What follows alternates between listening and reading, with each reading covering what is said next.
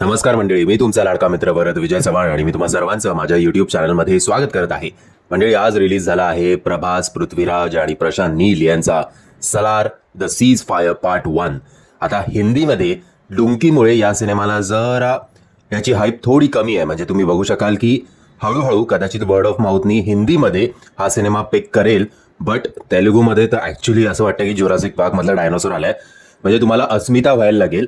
अस्मिता का? कारण जर तुम्ही तिकीट शोधलेत तर जेमतेम तुम्हाला एखाद दुसरं तिकीट कुठेतरी उरलेलं दिसेल. त्यामुळे जर तुम्ही ग्रुपमध्ये जाणार असाल तेलुगू व्हर्जन बघायला तर नाकी न वेळणार आहेत तुमचे तिकीट शोधायला.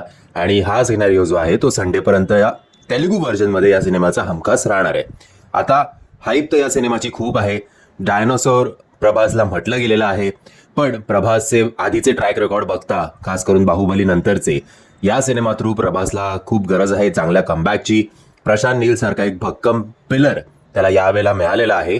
आता आपण जाणून घेऊया की नक्की एवढी जी काही हाईप झाली आहे प्रभासची किंवा या सलारची, मोठमोठे कटआउट्स लावण्यात आले आहेत. ठाण्याला पण आय थिंक वंडर मॉलच्या तिकडे एक मोठा, मॉलपेक्षा मोठा कटआउट लावलाय प्रभासचा. खर्च तर केलाय, चर्चा तर केली आहे, बट खानसार हे जे जग आहे, या जगात चालणारे पॉलिटिक्स आहेत, त्या गादीसाठी चालणारं जे काही राजकारण आहे, वेगवेगळे विलन्स आहेत. एक तर मुळात हा प्रॉब्लेम मला KGF पार्ट 1 मध्ये सुद्धा आला होता. इतके सगळे दाढीवाले आणि त्या काळोखात सगळे चेहरे आपल्या समोर येतात ज्यांना आधी आपण कधी बघितलं नसतं, आणि खूप सारे कॅरेक्टर्स असतात. तर सगळ्यात आपला वेळ त्या कॅरेक्टर्सना समजण्यात जातो की कोण कोणाच्या नात्यात आहे, काय, आणि मग डिफरन्शिएट करण्यात पण जातो. कारण सगळेच दाढी मिशीवाले, काळे टिके लावलेले, चांदीचं गळ्यात काहीतरी घातलेलं, इयरिंग काहीतरी घातलेले. फक्त त्यातल्या त्यात पृथ्वीराज आणि प्रभासला मी डिफरन्शिएट करू शकत होतो. तो मुळात हे सगळे कॅरेक्टर्स एकदा तुम्हाला समजायला वेळ लागतो मुळात. त्यामुळे कदाचित पार्ट 1 पार्ट 2 आहे. आणि एकदा समजले की हळूहळू तुम्हाला स्टोरीमध्ये इंटरेस्ट यायला लागतो. बट सिनेमा बघताना थ्रूआउट तुम्हाला असं जाणवेल की एवढं काळा काळा का करून ठेवलंय. थोडे कलर्स, एका पॉइंटला तो वीट येतो काळ्या रंगाचा. म्हणजे आज रात्री मी काळोख करून पण झोपणार नाही, इतका मला तो आज काळ्या कलरचा नोशी आलाय. लाईट लावून झोपेन हवं तर आज मी. बट सिनेमॅटोग्राफी तुम्हाला टिपिकल KGF सारखीच वाटते. KGF 2 मध्ये भरपूर स्लो मोशन शॉट्स होते, तसेच याच्यात सुद्धा स्लो मोशन शॉट्स भरपूर आहेत. म्हणजे जर ते स्लो मोशन शॉट्स कापले असते तर हा जो काही 3 तासाचा सिनेमा झालाय तो 2.5 तासावर आला असता. एवढे स्लो मोशन शॉट्स आहेत. बरं, ॲक्शन सिक्वेन्समध्ये बरेच वेळा एडिटिंगमध्ये पण फ्लॉज आहेत, सो ते कधी कधी जरा खटकतं. बरं, याला ॲडल्ट सर्टिफिकेट का दिलंय मला अजूनही कळलं नाही. असं ॲडल्ट सर्टिफिकेट सारखं काही नव्हतं या सिनेमामध्ये, माहिती नाही. मग ॲनिमलमध्ये तर खूपच होतं, याच्यात असं काही नाही आहे ब्रुटल खरं बघायला गेलं तर. पण तरी ॲडल्ट सर्टिफिकेट याला दिलंय बाबा. थर्ड थिंग, ॲक्टिंग प्रत्येकाची. आय थिंक श्रुती हसनला तसं कदाचित पेमेंटच नीट मिळालेलं दिसत नाही आहे मला, कारण इतके फ्लॅट एक्सप्रेशन्स, इतकं ओढून ताडून अभिनय की बोर झालं बघायला. आणि वायसे वर्सा प्रभासच्या आईची जिनी भूमिका केली आहे ती इतकी एक्सप्रेसिव्ह आहे की आपल्याला असं, आपणच ते व्हिज्युअली हलून जातो की एकीकडे फ्लॅट पेच आहे आणि दुसरीकडे बाउन्सी पेच आहे ऑस्ट्रेलियाचा. सो असं काहीतरी गडबड होऊन जाते. पृथ्वीराजचं काम चांगलं आहे, नो डाऊट. खूप मनापासून त्यांनी काम केलंय या सिनेमामध्ये. प्रभास, माहिती नाही त्याला बाहुबलीनंतर काय झालंय. म्हणजे याच्यात तुम्हाला तो आधीच्या मूवीज म्हणजे आदिपुरुष, राधेश्याम, साहू त्याच्या एवढा खटकणार नाही.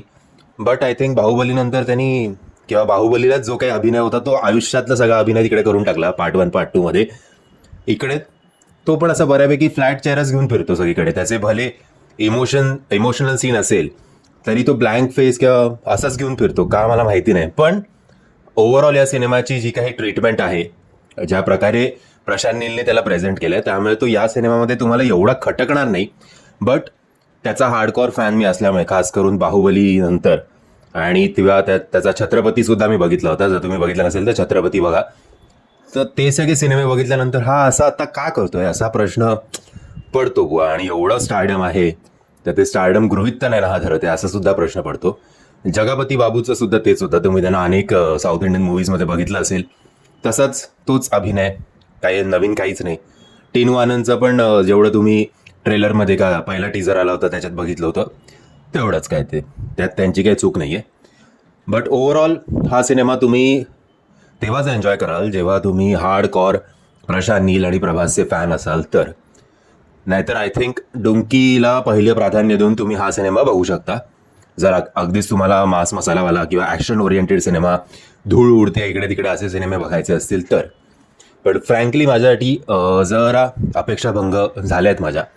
बट अगदी आदिपुरुष किंवा साहो एवढं नाही, काहीतरी त्याच्यात थोडी मजा तरी येते असंच म्हणायला काही हरकत नाही. बट ओव्हरऑल मोई मोई हो गया असं म्हणायला काही हरकत नाही. म्हणजे जर तुम्ही हा सिनेमा बघितला असेल आणि तुम्ही माझ्या मतांशी सहमत असाल किंवा असहमत असाल तरी मला कमेंटच्या माध्यमातून कळवा.